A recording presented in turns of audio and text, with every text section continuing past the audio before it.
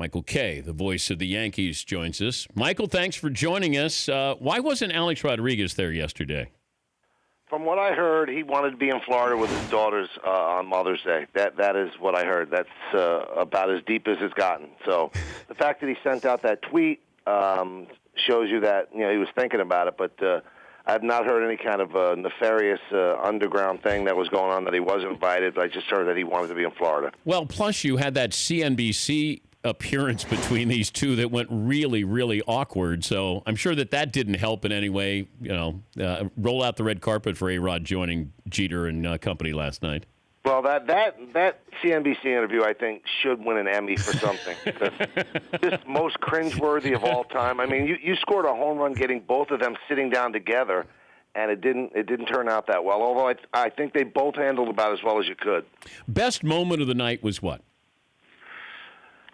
You know what? When he came out on the field with his wife, and John Sterling and I were lucky enough to be the MCs, and you could actually, Dan, feel the waves of emotion and love from fans. I mean, fans really, really love this guy. That's not an act, and the fact that it was a doubleheader played into a positive for the whole event, because usually at these events before a game, the whole stadium is not filled.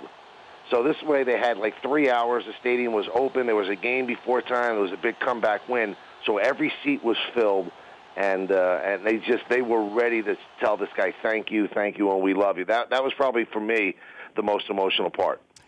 Could Jeter be underrated? Yeah. It's funny you brought that up. I mean, people always say, you know what? He's got those intangibles. No. He's got more than intangibles. His greatness is quantifiable. There have been 5 guys in the history of Major League Baseball that have had more hits than him. And 2 of those guys, they have pictures only in black and white. So, I mean, let's be honest. This guy put up some incredible numbers.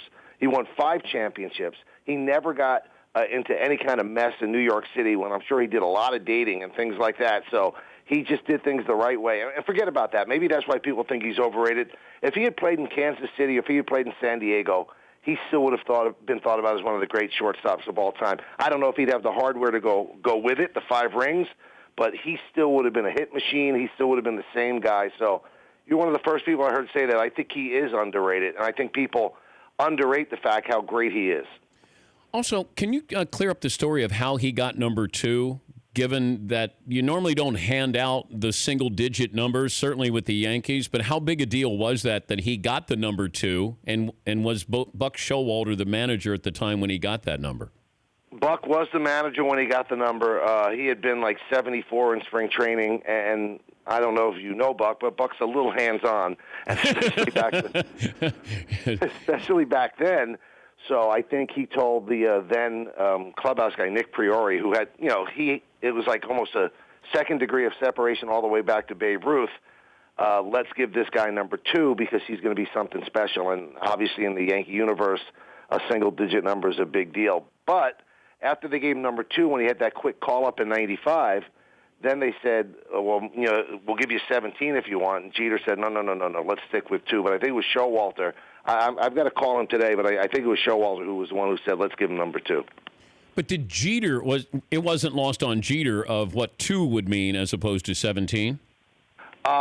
It wasn't lost on him, but I think he was disappointed when he first got 2 because he wanted 13, because that was his dad's number when his dad played ball growing up. So he had asked for 13, and Jim Leyritz had 13. And then, ironically enough, A-Rod ended up having 13. Give me the current Yankee who you think has the best chance to get his jersey retired eventually. Oh, man, that's... I think if they all had a wish list, it would be Aaron Judge.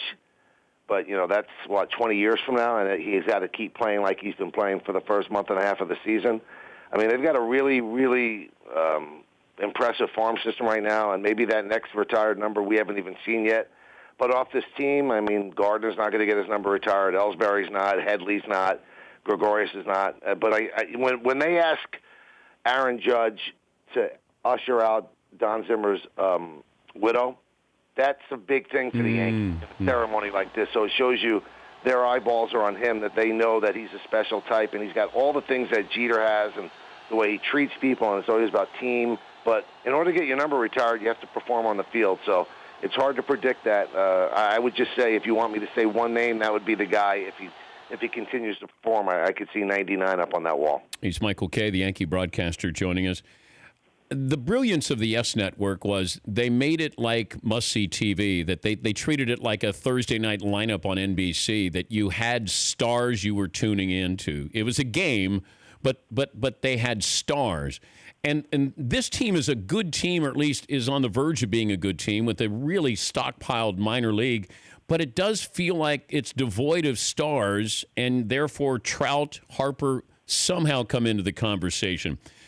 Do you get the feeling that it's a matter of not if, but when they get this big name that they can put in this lineup and surround it with the younger talent? Or is it a different philosophy? Well, I'll tell you what, Dan.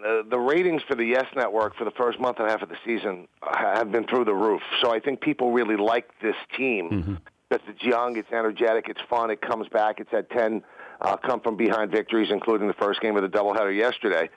I think that the plan all along was to clear salary for 2018, get them under the threshold, and then you have what could be the greatest free agent class of all time.